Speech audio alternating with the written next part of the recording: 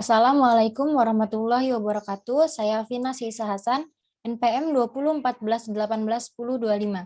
Di sini saya akan melakukan presentasi mengenai pengaruh kompos terhadap sifat kimia dan fisika tanah insektisol.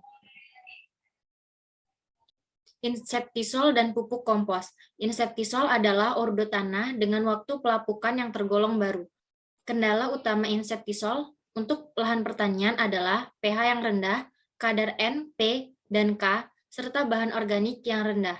Bahan organik yang rendah pada insektisol akan menyebabkan kualitas fisik pada tanah ini menjadi tidak baik.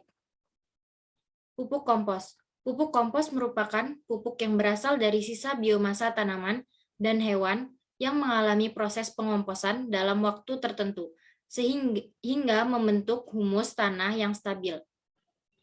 Pupuk kompos dapat menyuburkan tanah karena pupuk kompos mampu meningkatkan aktivitas jasad hidup tanah, memperbaiki struktur tanah, kadar lengas tanah, kapasitas tukar kation, stabilitas agregat tanah, dan infiltrasi air tanah, juga meningkatkan ketersediaan fosfor dan mempertahankan produktivitas tanah.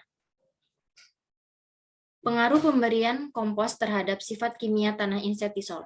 Pemberian pupuk kompos pada dosis 12,5 ton per hektar dapat meningkatkan pH sebesar 4,9, sedangkan pada dosis 10 ton per hektar dapat meningkatkan C organik sebesar 3,09%. Pupuk kompos pada berbagai dosis berpengaruh tidak nyata terhadap ALDD, kadar air, tinggi tanaman, berat tongkol berkelobot, tidak berat tongkol tanpa kelobot, dan berat pipilan kering.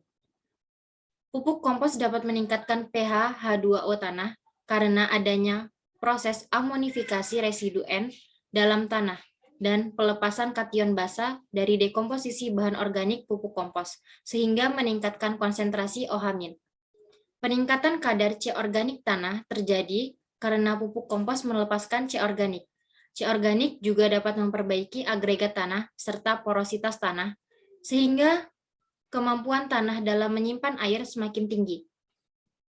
Pupuk kompos dengan dosis yang cukup tinggi mampu memperbaiki struktur tanah dan pori tanah.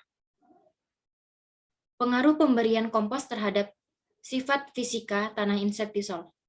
Pengaruh dosis kompos yang diberikan yaitu rata-rata nilai stabilitas agregat tanah yang besar terdapat pada perlakuan P5 dan nilai indeks agregat yang terkecil pada perlakuan P0 atau kontrol.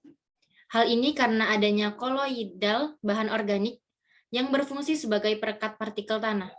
Nilai berat isi tanah pada perlakuan kontrol sampai P5 masih tergolong sedang. Pemberian kompos dapat menyebabkan perbaikan agregat semakin mantap sehingga struktur tanah menjadi remah. Struktur tanah yang remah akan menurunkan nilai berat isi tanah. Dosis kompos berpengaruh terhadap pori makro, meso, dan mikro, dengan nilai yang tertinggi pada perlakuan P5 dan yang paling rendah pada perlakuan kontrol atau P0. Penambahan kompos akan menyebabkan terjadinya aktivitas mikroba yang menyebabkan perbaikan tanah.